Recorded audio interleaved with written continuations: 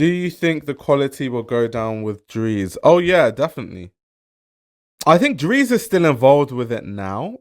I think as time progresses, Dries will probably become less and less involved with the brand. And I think once that happens, the quality is going to go down. Because think about it, Dries Van Noten's morals are so different to the average fashion person's morals, right? Dries Van Noten is the same person that was telling everyone when COVID happened that fashion needs to slow down. And everyone was like, yeah, like, we love you, Dries. This is why we love you. We love people that, have integrity in this industry. And everyone was praising him. And then once everything lockdown ended, all the people that were praising him went back to how they operated. None of them went slower. So it's very, very funny. Because that shows you that Dries, his way of thinking and his morality is very different to most people in fashion, including conglomerates, right?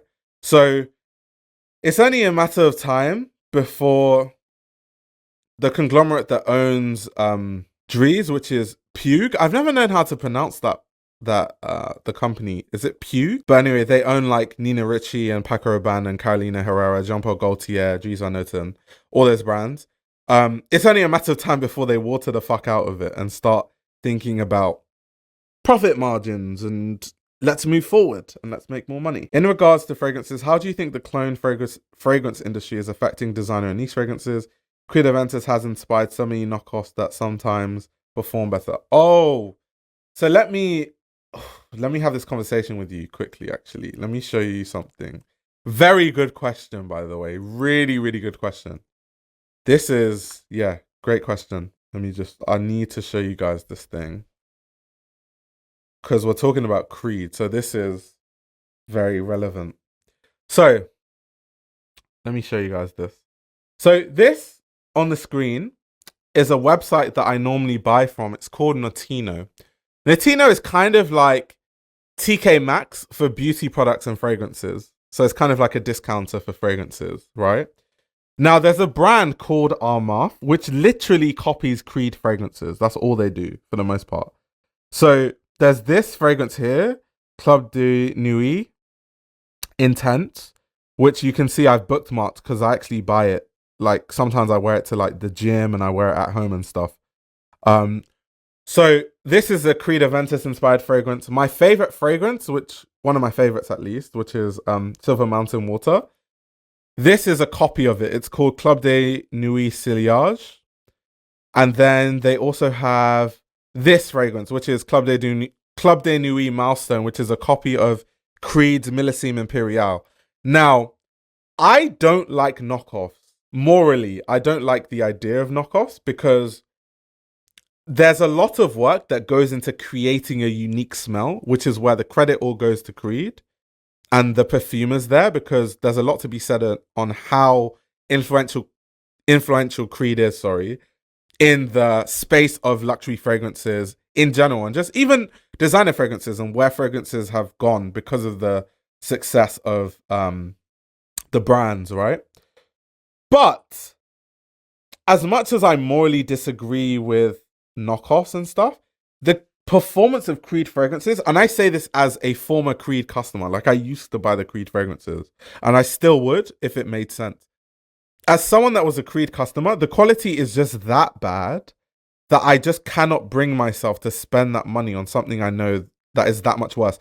And for me, I've been buying Creed for a long time, so I've literally witnessed how bad the quality has gotten over time. Like I've literally bought a Creed bottle after and been like, what the hell? This smells completely different to my last bottle that just finished. It's so strange. So I have essentially boycotted Creed in my mind, and I only buy Armaf knockoffs. Now, it's kind of weird because the knockoffs last longer. Like these Armaf fragrances, they last longer than the Creed fragrances. I wouldn't say they are necessarily better than the Creed fragrances. The Armaf fragrances still kind of smell really synthetic in a way. Way more synthetic than the Creed fragrances because obviously these fragrances are a lot cheaper. They're using more synthetics than natural ingredients. So the Creed fragrances, even the originals, like they smell better still. It smells cleaner. It smells more luxe. However, the Armaf fragrances are close enough in smell to the Creed fragrances that I can justify buying the Armaf fragrances. And the Armaf fragrances are just significantly cheaper. So until Creed fix their quality issues, people like me are just going to buy the Armaf fragrances. So going to your question, I definitely think that niche fragrances and designer fragrances are 100% being affected by the knockoff brands and stuff, especially when the quality goes down, because some of these knockoffs genuinely perform better than the originals, which is insane to think about. Like, how can a knockoff perform better than an original? It's so strange. It's so odd. So odd. So he was gonna gatekeep this if bro didn't ask. That's why you have to ask the right questions, guys. That's why you have to ask the right questions. Hate knockoffs, but £350 for a 100ml bottle is crazy when I know it costs less than £10 to produce it due to bulk buying. Knockoffs warranted. And even for me, I would still buy the 100ml bottle for £350 because I like to support creatives. So I like to support the perfumery that has gone behind, you know, a brand like Creed originating these smells. But for a quality that's waning, I can't justify it anymore, even if I'm the type of person that supports creatives. All of the clothing manufacturers are wired to shortchange customers on quality. Where I'm from, it's the American way, historically, to secure labor for cheap and sell at a premium sales price. I know, obviously, that's the reality of business, but I'm just saying that it's going to lead to the death of luxury fashion and just luxury products as we know it. You'll be surprised, Aya, how little natural ingredients are used in designer fragrances. Yeah, most designer fragrances are extremely synthetic. Like, most of them. They use all sorts of ISO-y, super, and ambroxan. A lot of these, like, ambroxan bombs. They just chuck ambroxan in them, like Dior Sauvage and stuff. Do you own any Le Labo fragrances? So I used to own another 13, I think it's called, which was decent. I like it. But that's the only Le Labo fragrance I have experience with. To be fair, Le Labo as a brand, I don't really have too much experience with Le Labo. My experience is more with brands like Chanel, Dior, like their private lines. Guerlain is like one of my favorite fragrance lines of all time. Of course, Creed. The thing about fragrances is there are so many fragrance brands that it's very hard to have experience with all of them.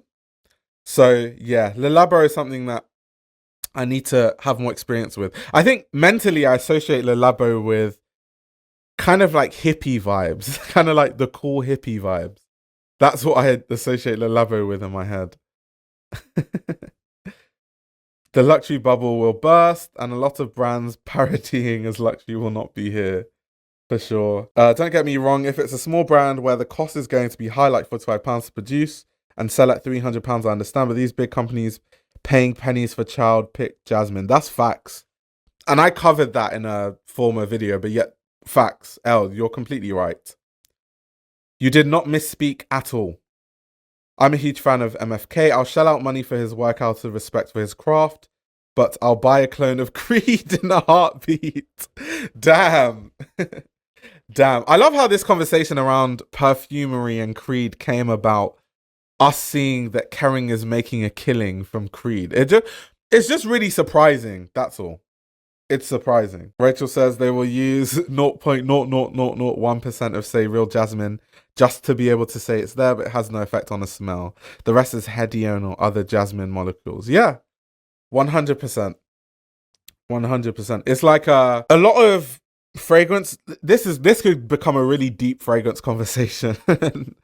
But a lot of fragrances, for example, they use things like vanillin, which kind of mimics a vanilla-like smell because they don't want to spend money on raw materials that actually have a vanilla smell. So yeah, it's very common in perfumery to, you know, make perfumes cheap and then put an ounce of actual real vanilla and be like, it's with real ingredients. It's really funny.